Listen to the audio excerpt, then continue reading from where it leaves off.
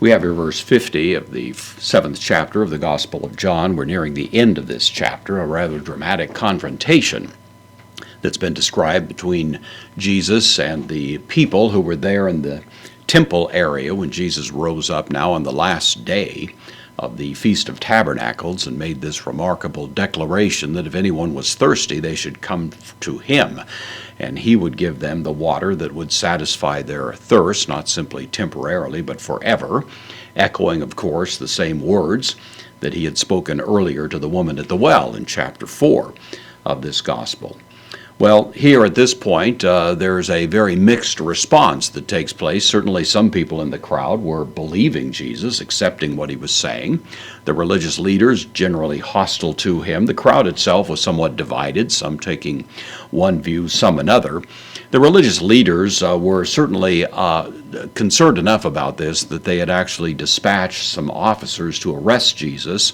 But when they came back empty-handed, it precipitated the conversation that we have now, in which the leaders are really dressing down these officers, accusing them of being overly swayed by the crowd, the hoi polloi, who didn't really have any idea as to what was going on, who weren't properly versed in the law. That is, they're just simply trying to make these guys feel like they're idiots. But Nicodemus is the one who rises up now in this verse and really stops this proceeding, stops this thing from becoming totally derailed, as he says, lege, from lego I say, third person singular present active indicative, so adding a little bit of drama to it. He says, Nicodemus, this is Nicodemus, of course, the name, so Nicodemus says, pros autus. We might have expected autois, which would be the dative plural, says to them, but this is a little bit more forceful. Whenever we have this preposition being used, pros, it suggests a little bit more of an energy. We've said before it's kind of like being in your face somewhat. So Nicodemus says to them with some degree of emphasis and force. And then John adds this explanatory remark to remind us, ho, the definite article used with a preposition here, elthon, from erchomai, I come or I go, masculine, singular, nominative participle.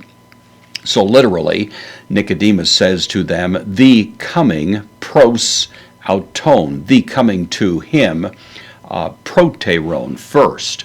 So John is reminding us that this is the Nicodemus who had come to Jesus first. Nicodemus says to them, paren, the coming to him first one would be literally the idea. And then adding this further explanatory comment, ace, has a rough breather. Haste would be the idea, one. Then the participle, masculine, singular, nominative of the verb of being, eimi. So the being, ex auton, of them one, or one of being one of them is the idea. So Nicodemus is rising up now to voice his objection to the general tone of this conversation, and John reminds us, as he told us back in chapter 3, that this man was a teacher, indeed the teacher of Israel, and now John reminds us he is one of them, and he's the one that came to Jesus at first, and he's going to say something to them, and we'll have to take a look at the next verse to see exactly what Nicodemus says.